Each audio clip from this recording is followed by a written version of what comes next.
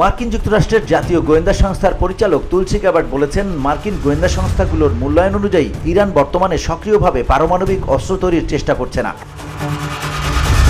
তবে ইরানের বর্তমান সরকারের বিভিন্ন মহলে পারমাণবিক অস্ত্র তৈরি নিয়ে আলোচনা বেড়েছে, যা আন্তর্জাতিক সম্প্রদায়ের জন্য উদ্বেগের কারণ হতে পারে। মঙ্গলবার সংবাদ মাধ্যম নিউ ইয়র্ক পোস্টে প্রকাশিত এক প্রতিবেদন থেকে এমন তথ্য জানা যায়। প্রতিবেদনটি যুক্তরাষ্ট্রের পার্লামেন্ট কংগ্রেসের উচ্চকক্ষ সিনেটের ইন্টেলিজেন্স কমিটির শুনানির উপর ভিত্তি করে তৈরি।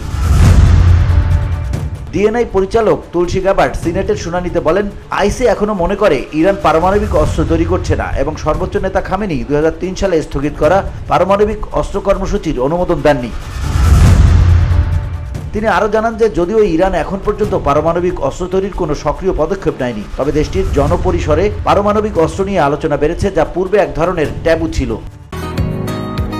বসুন্ধরা, উত্তরা, বনশ্রী, কুড়িল ও বাড্ডা সহ রাজধানীর বিভিন্ন স্থানে অভিজাত ও অত্যাধুনিক মানের ফ্ল্যাট কেনার এক নির্ভরযোগ্য প্রতিষ্ঠান প্লেজেন্ট প্রপার্টিজ লিমিটেড। তাই আপনার স্বপ্নের আবাসনের জন্য আজই যোগাযোগ করুন। Pleasant properties limited, where destiny matches eventually.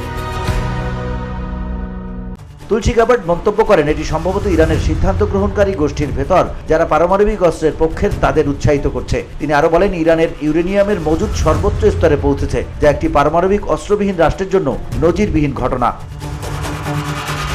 VOD Bangla news desk.